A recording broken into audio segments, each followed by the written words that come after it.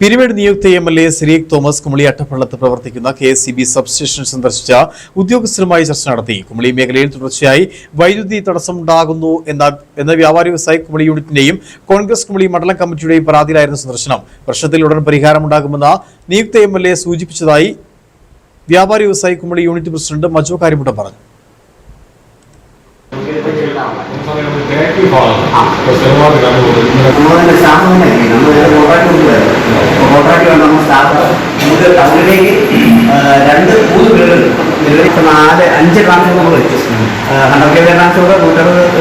കുമളി സബ്സ്റ്റേഷന് കീഴിൽ അടിക്കടി ഉണ്ടാകുന്ന വൈദ്യുതി തടസ്സം മൂലം സമസ്ത മേഖലയെ പ്രതികൂലമായി ബാധിക്കുകയാണ്.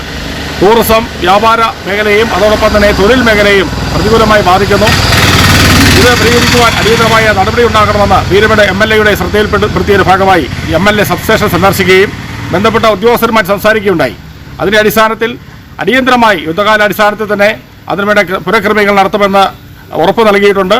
അതോടൊപ്പം തന്നെ എംഎൽഎ ഇത് ഗവൺമെന്റിന്റെ ശ്രദ്ധയിൽപ്പെടുത്തിക്കൊണ്ട് ശാശ്വതമായ ഒരു പരിഹാരം ഉണ്ടാകുമെന്ന് ഉറപ്പ് നൽകിയിട്ടുണ്ട്. ഇത് തീർച്ചയായിട്ടും വളരെ വലിയ പ്രതീക്ഷയോടുകൂടിയാണ് നമ്മൾ നോക്കിക്കാണുന്നത്.